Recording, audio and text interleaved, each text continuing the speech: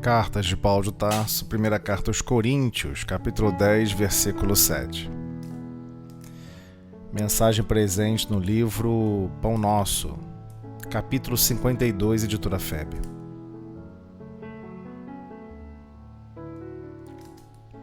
O versículo: Não vos torneis idólatras. Título da mensagem: Perigos sutis.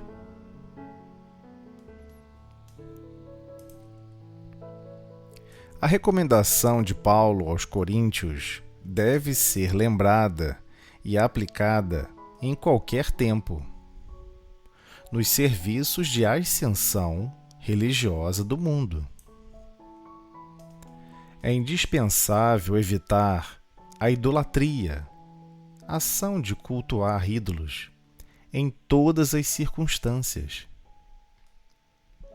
Suas manifestações sempre representaram sérios perigos para a vida espiritual.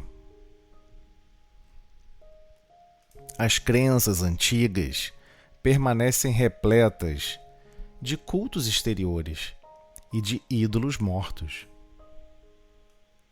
O Consolador, enviado ao mundo na venerável missão espiritista, vigiará contra esse venenoso processo de paralisia da alma. Aqui e acolá surgem pruridos, manifestações de adoração, pruridos de adoração, que se faz imprescindível, necessário combater. Não mais imagens dos círculos humanos, nem instrumentos físicos supostamente santificados para cerimônias convencionais, mas entidades amigas e médiuns terrenos, que em consciência alheia vai entronizando, engrandecendo, inadvertidamente no altar frágil de honrarias fantasiosas. É necessário reconhecer que aí temos um perigo sutil, por meio do qual inúmeros trabalhadores têm resvalado para o despenhadeiro da inutilidade. As homenagens inoportunas costumam perverter os médiuns dedicados e inexperientes, além de criarem certa atmosfera de incompreensão que impede a exteriorização espontânea dos verdadeiros amigos do bem no plano espiritual. Ninguém se esqueça da condição de aperfeiçoamento relativo dos mensageiros desencarnados que se comunicam e do quadro de necessidades imediatas da vida dos medianeiros humanos. Combatamos os ídolos falsos que ameaçam o espiritismo cristão. Utilize cada discípulo os amplos recursos da lei de cooperação. Atire-se ao esforço próprio, com sincero devotamento, dedicação, zelo à tarefa. E lembremo-nos todos de que no apostolado do Mestre Divino, o amor e a fidelidade a Deus constituíram o tema central.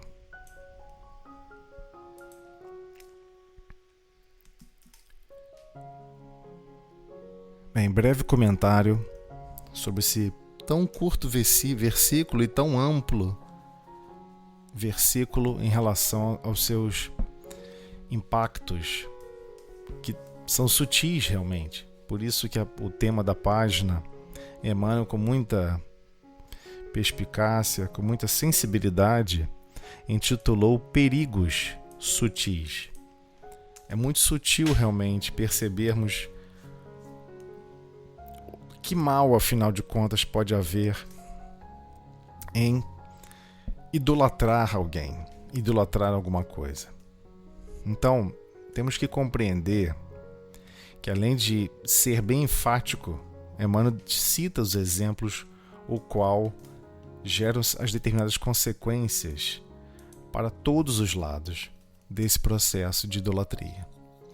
Sabemos que existe uma lei chamada lei de adoração, e nós não temos como fugir dessa lei.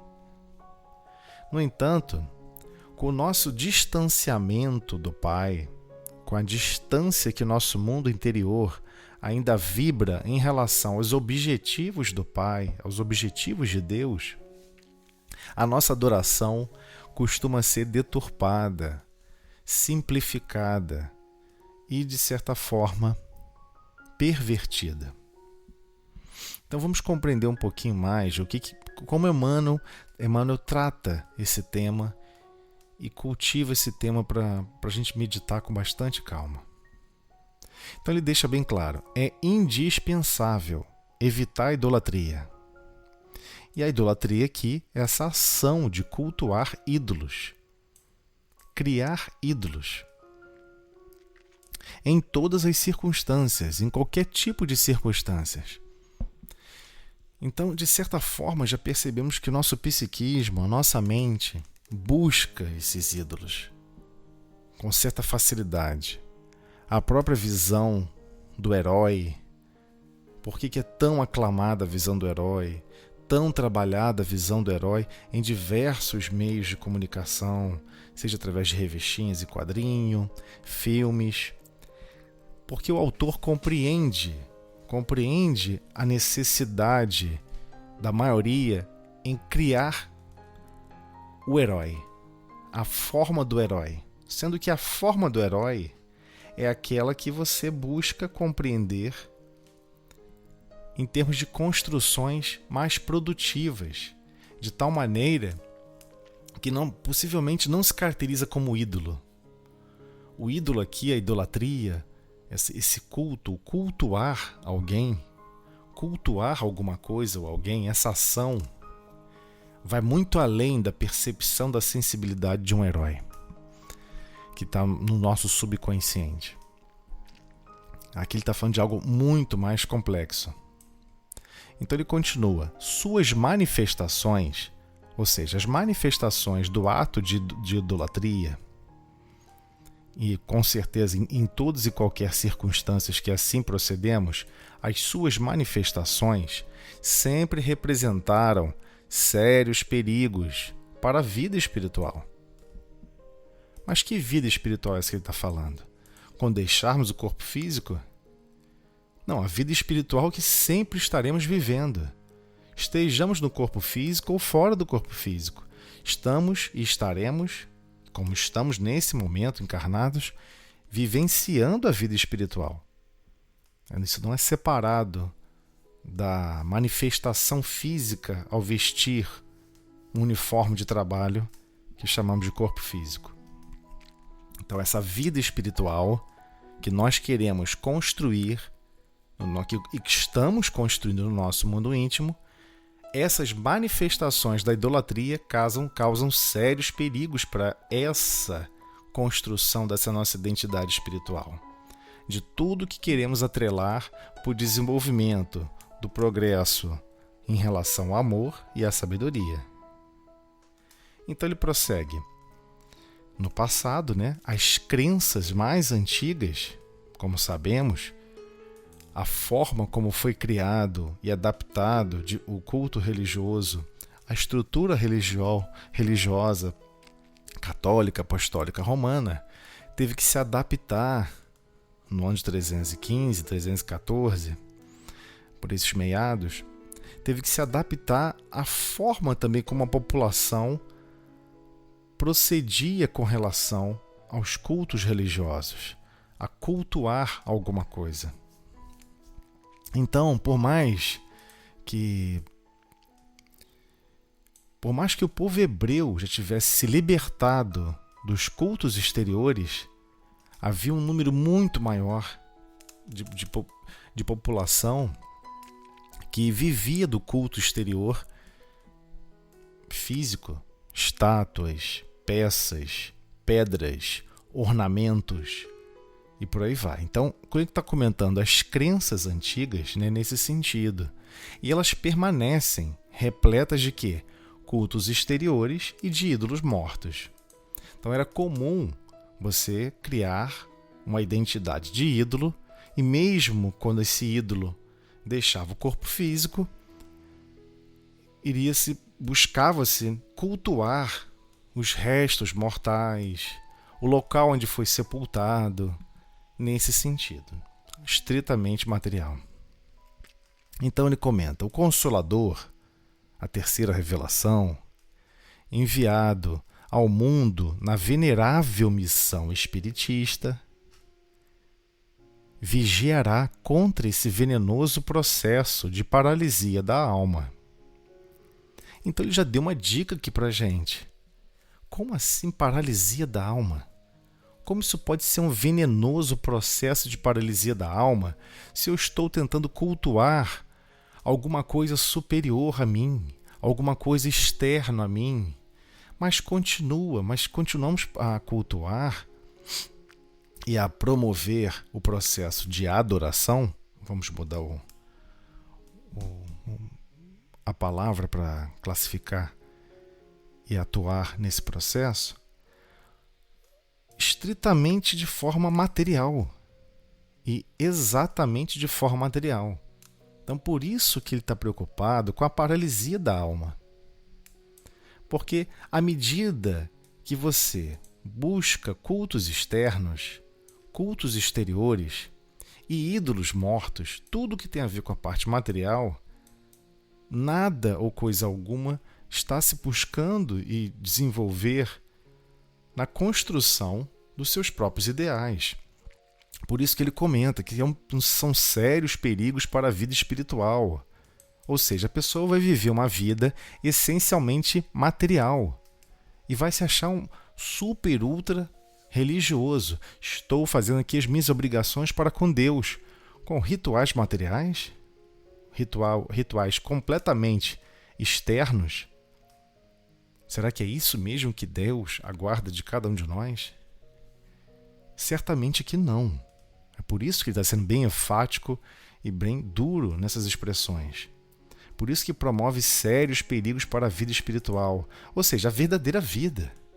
Todos nós somos espíritos, imortais, fomos criados simples e ignorantes, e estamos numa marcha incessante de progresso. Se Deus é infinito amor e infinita sabedoria, a nossa marcha igualmente é infinita. Nunca chegaremos à condição de Deus, é claro, mas a marcha de desenvolvimento prossegue. Então, quando Emmanuel deixa claro para todos nós o processo de paralisia que gera na alma, é porque justamente acreditamos que já estamos cumprindo as nossas obrigações para com Deus. Eu quero me religar a Deus, eu vou fazer certas ritualísticas externas e cumprir minhas obrigações para com Deus. Mas não é muito bem assim. Então vamos continuar aqui para depois comentar um pouco mais sobre a paralisia da alma. Então ele continua. Aqui e acolá, surgem os pruridos, ou seja, as manifestações de adoração, que se faz imprescindível combater novamente. Se faz imprescindível combater. Combater em quem? No outro? Não. Combater em nós mesmos, porque todos nós estamos prisioneiros à lei de adoração. Sempre estamos adorando alguma coisa. Ou estou adorando o meu próprio corpo físico, eu estou adorando a minha própria situação. Sempre estamos adorando alguma coisa. É uma lei, não tem como fugir. Então, ele continua. Não mais imagens. Ou seja, não são mais pedras, rochas, estátuas com formas humanas, estátua com formas não humanas, pedaços de tronco de madeira com formas específicas. Não são mais imagens dos círculos humanos, nem instrumentos físicos supostamente santificados. É comum observarmos isso na historiografia religiosa desde de tempos mais remotos, onde se cultuava assim um processo de divindade com imagens físicas. Se cultuava assim instrumentos físicos, como certos conjuntos de pérolas, conjuntos de pedras, onde esse conjunto de pedras intertravados era um instrumento físico que supostamente era santificado. Para quê? Para promover cerimônias convencionais, classificadas igualmente de cerimoniais religiosos. Mas agora o escopo mudou e Emmanuel trata diretamente das questões mais interligadas com o Espiritismo. Então ele continua, mas entidades amigas e médiuns terrenos que a inconsciência alheia vai entronizando, ou seja, engrandecendo inadvertidamente no altar frágil de honrarias fantasiosas. Ou seja, ele está deixando claro, antes no passado, atribuía-se esse processo de adoração para imagens, instrumentos físicos, que eram aplicados em cerimoniais, e o próprio cerimonial era adornado dessa visão supostamente santa, santificada ou engajada de uma representação divina. Ele está dizendo, olha, agora entidades amigas, diversos nomes, o próprio Emmanuel, o próprio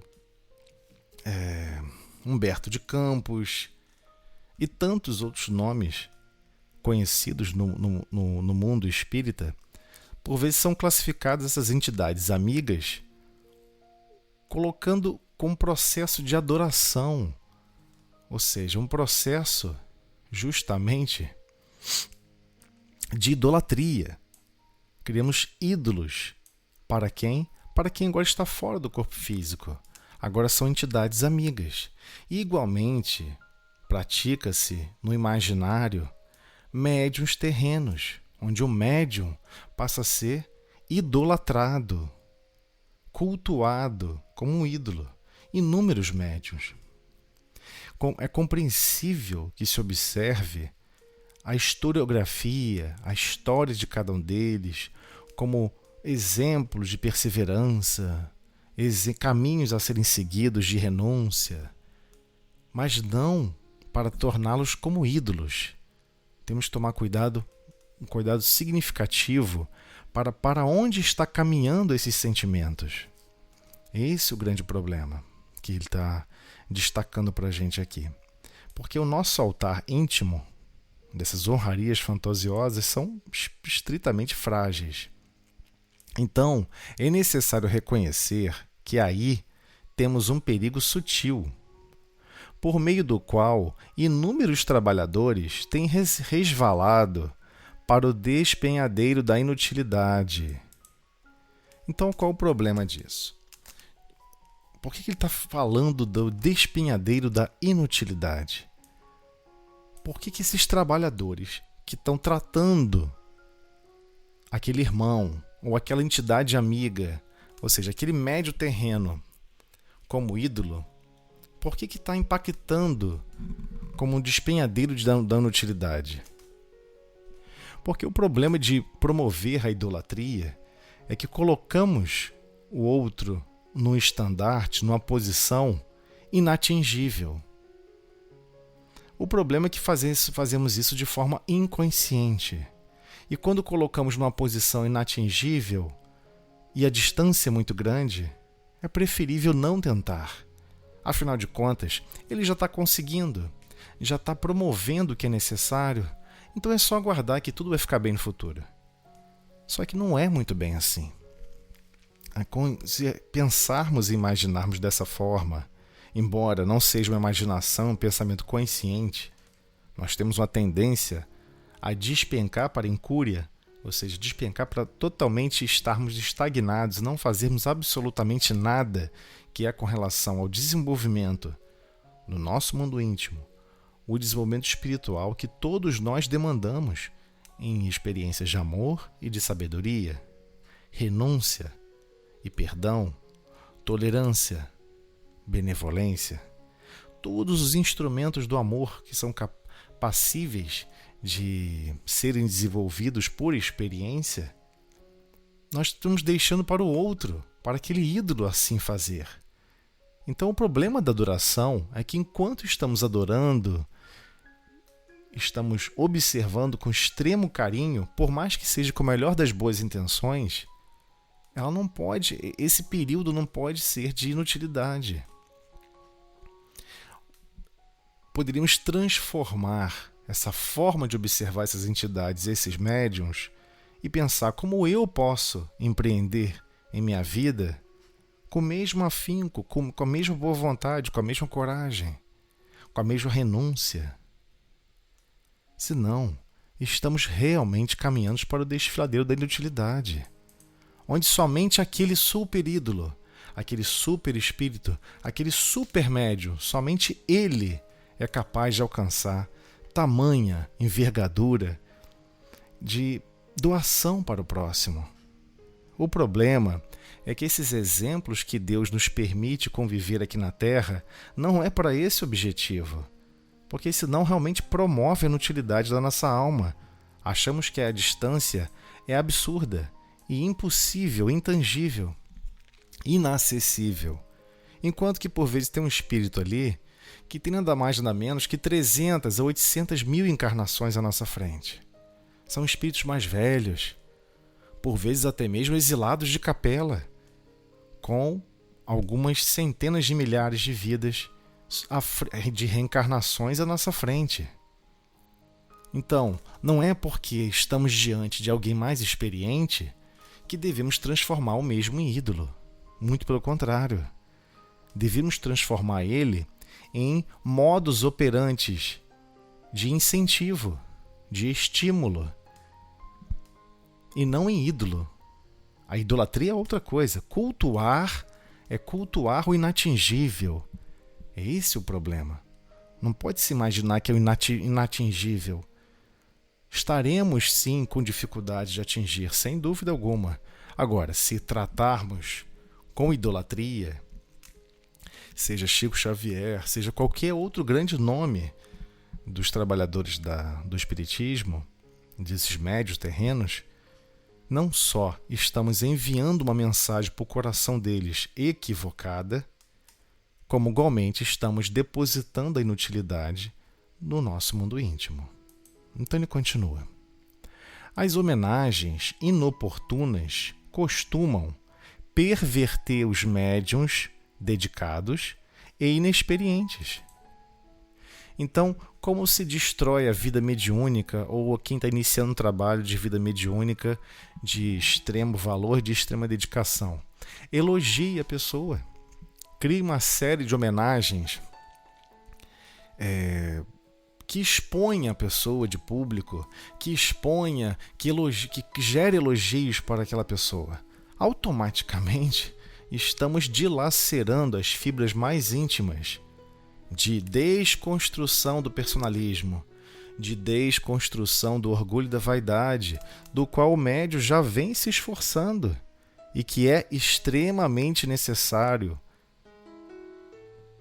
para que possa haver comunicabilidade com um plano maior, com a espiritualidade maior, para exercer as funções que são planejadas nas reuniões mediúnicas ou de desobsessão da melhor forma possível.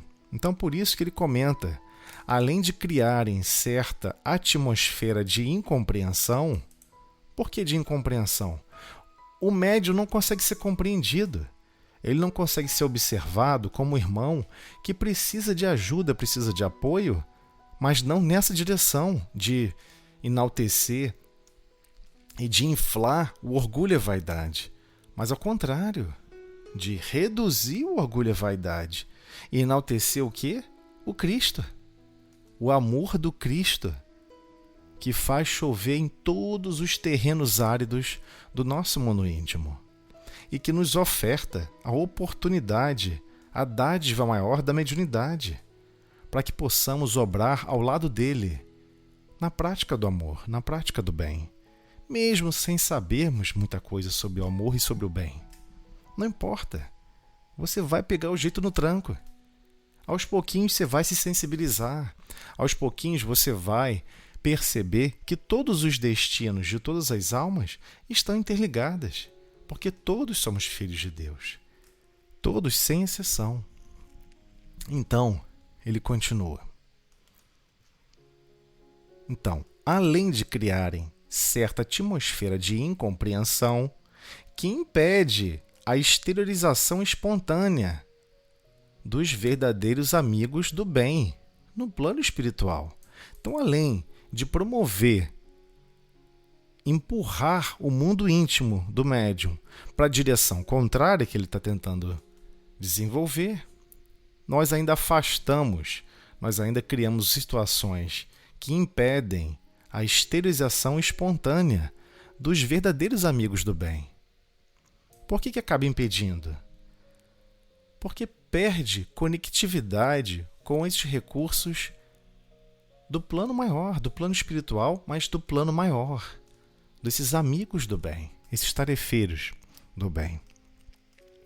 Em termos de exteriorização espontânea. Exteriorização espontânea. Então ele continua. Ninguém se esqueça da condição de aperfeiçoamento relativo dos mensageiros desencarnados que se comunicam e do quadro de necessidades imediatas da vida dos medianeiros humanos. Ou seja, estamos todos na mesma jornada de progresso. Então, igualmente, aqueles que estão se comunicando não são espíritos de luz. Não alcançaram a máxima sublimação possível na escala evolutiva. Então, igualmente, eles estão em condições de aperfeiçoamento relativo. Isso é importante nós destacarmos. Estão em condições de aperfeiçoamento relativo. Igualmente, os médiuns humanos possuem necessidades imediatas da vida, ou seja, uma série de constrangimentos que a vida nos reserva, porque todos nós somos médiuns.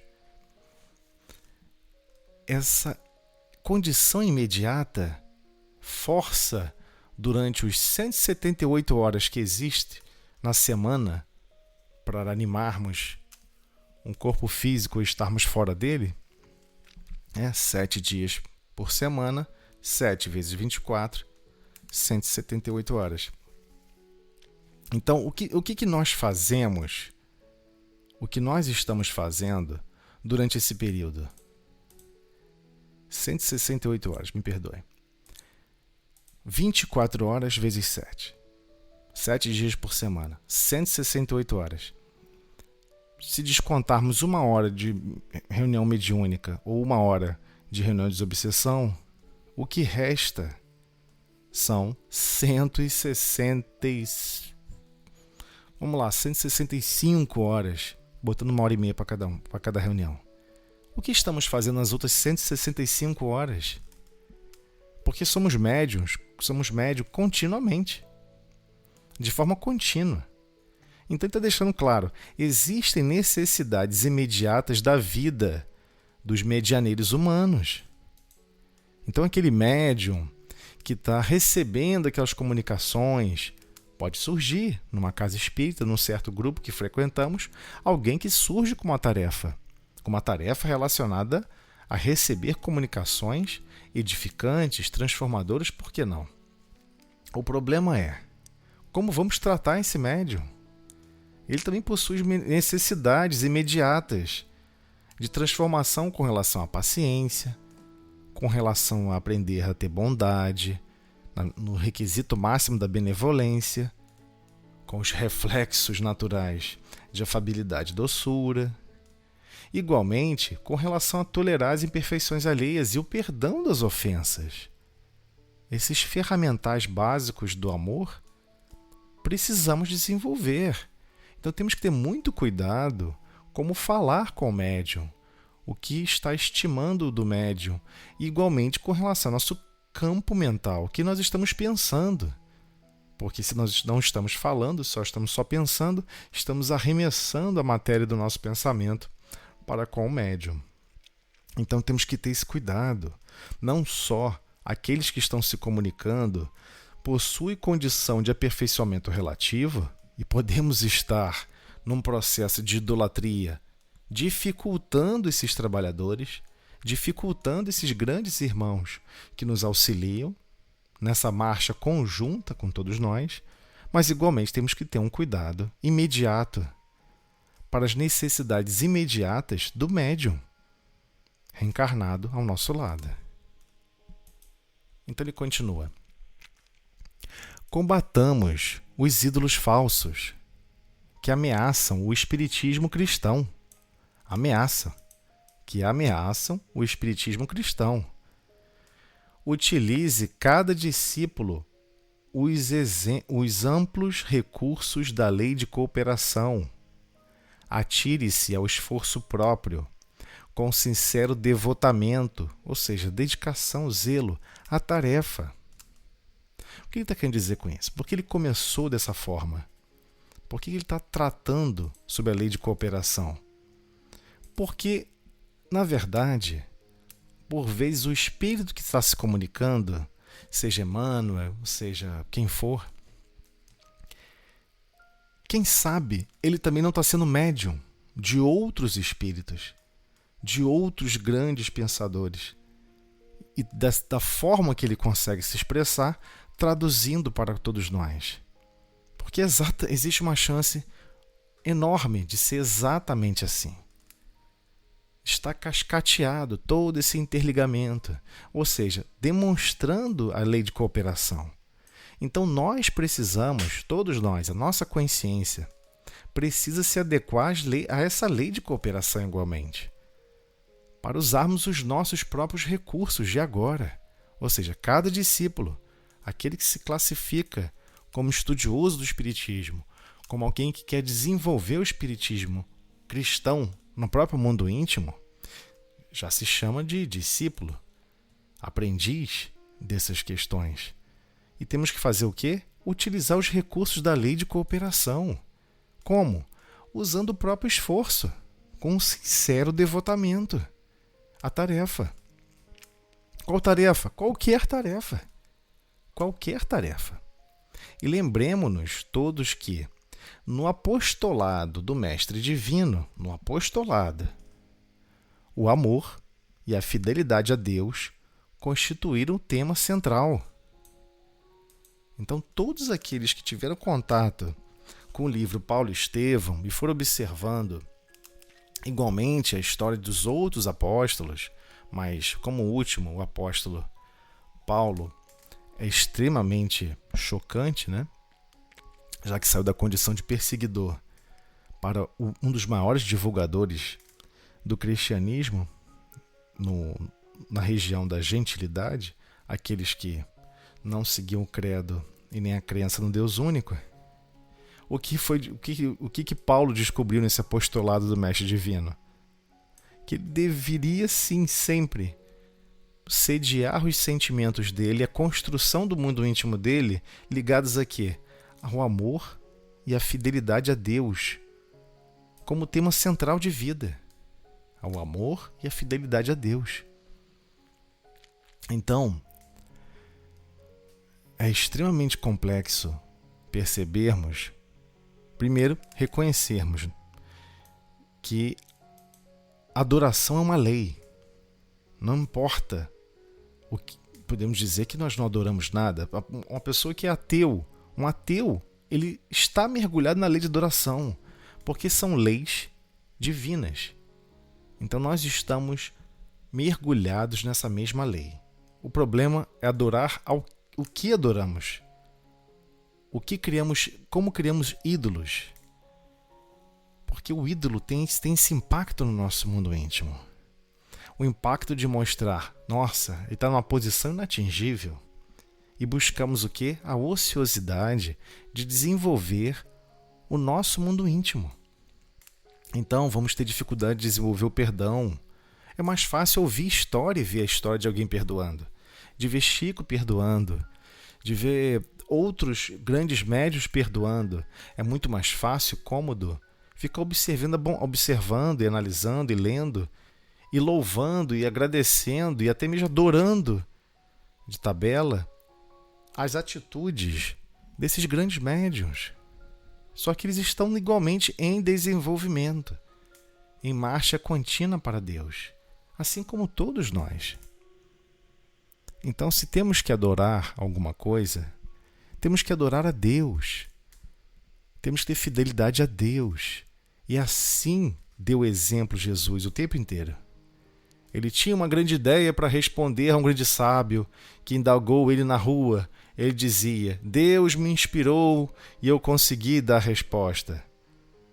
Ele nunca falou que foi ele que teve a inspiração para dar a resposta. A tua fé te curou. Sempre consciente, fiel a Deus.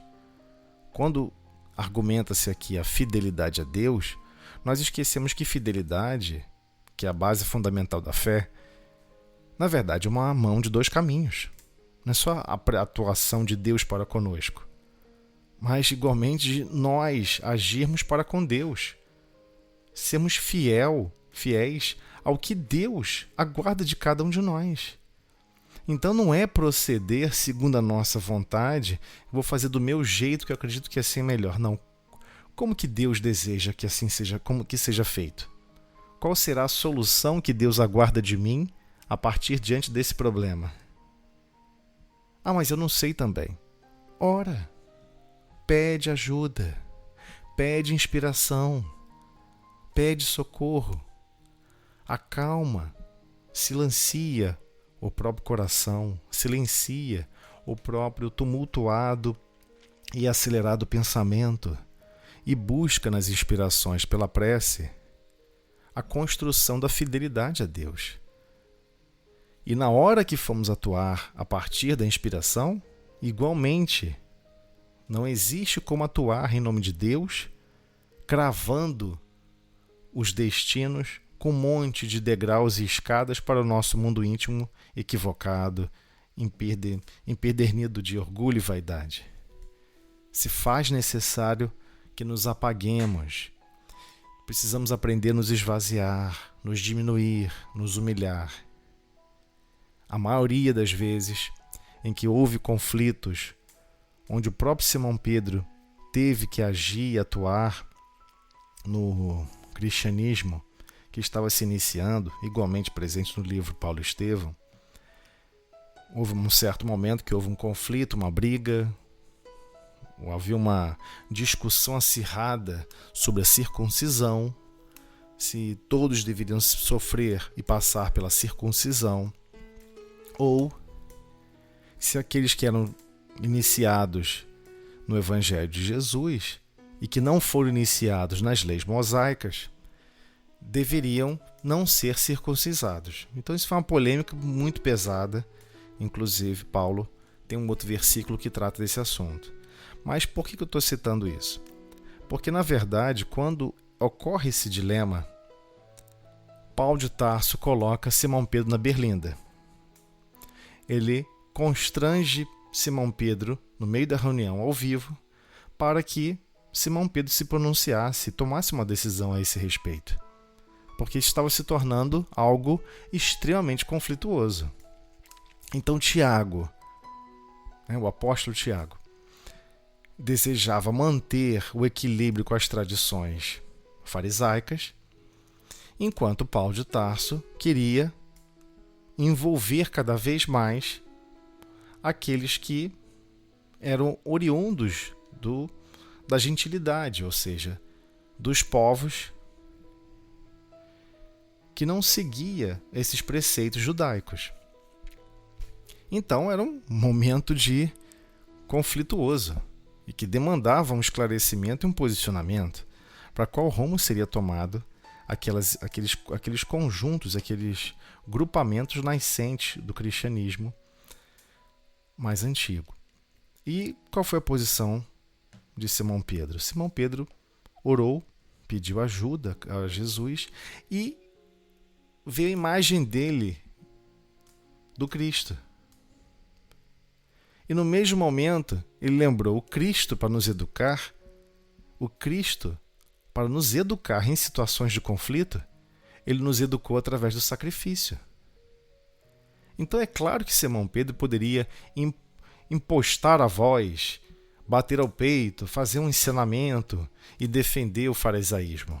É claro que igualmente ele podia verter algumas lágrimas com o coração realmente grandioso que ele tinha e querer realmente envolver com a maior extrema facilidade possível aquele novo grupamento que surgia no cristianismo fora do farisaísmo tradicional.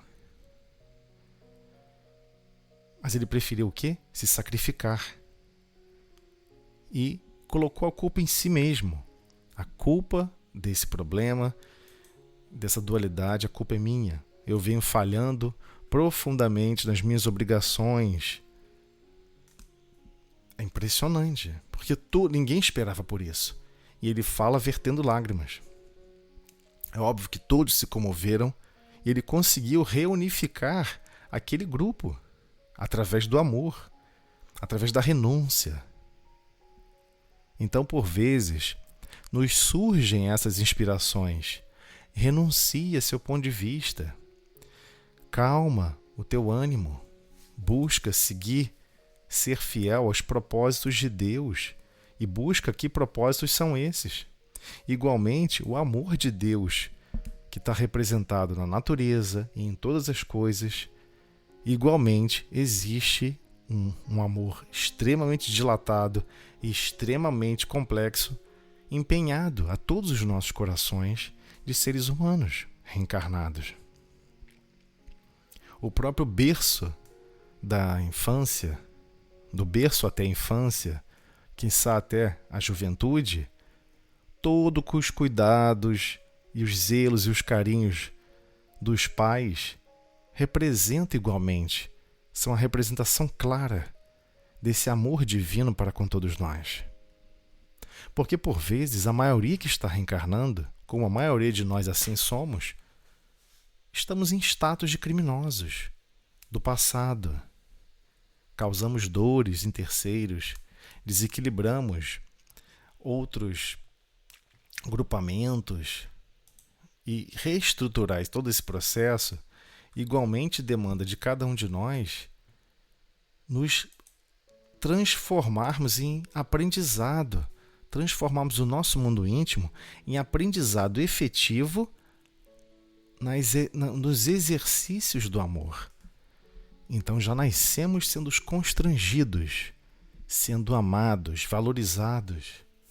E por vezes quem está ali nos amando e nos valorizando é uma vítima nossa. Então, precisamos modificar a nossa forma de adoração no nosso mundo íntimo. E assim termos mais cuidados, não só para com os espíritos que estão se comunicando, que estão trazendo novas informações, não só essas entidades amigas que são colaboradoras em diversos momentos em reuniões mediúnicas igualmente. Todas as preces devem ser endereçadas ao Cristo, não a essas entidades. Bezerra de Menezes é um exímio colaborador divino, mas igualmente está em desenvolvimento. Ele não precisa receber do nosso psiquismo, das nossas manifestações, o clima de adoração. Isso não o ajuda. Igualmente os médiuns, isso também não os ajuda. E o pior, aquele que está gerando todos esses sentimentos pode estar caindo nos desfiladeiros da paralisia da alma. Então temos que ter muito cuidado com relação à idolatria. O idolatrar alguma coisa, por vezes, é gerar desnível onde não existe desnível. Todos somos filhos de Deus. Todos somos filhos de Deus. E somos amados por Deus de igual forma. Não temos como fazer com que Deus fique zangado contra nós. Precisamos nos adequarmos às leis divinas e passarmos a caminhar nessa marcha de progresso, que também é uma lei, a lei de progresso, no desenvolvimento mais consciente de nós mesmos. Então, temos que conhecer a nós mesmos. Temos que reconhecer que até mesmo o ato de adorar alguma coisa, por vezes adoramos de uma forma adoecida, equivocada. São milhares de anos adorando o que não deveria estar sendo adorado e deixando parado recursos que são depositados em nossas almas para a prática do bem, para o exercício do bem, e ficam lá estagnados, acreditando que já executou tudo que estava disponível através de uma idolatria mais mecanizada. Então, o versículo "não vos torneis idólatras", atenção, cuidado com o seu mundo íntimo. E cuidado com o mundo íntimo dos outros, igualmente, seja dos médiuns, como também de grandes irmãos, colaboradores do Cristo.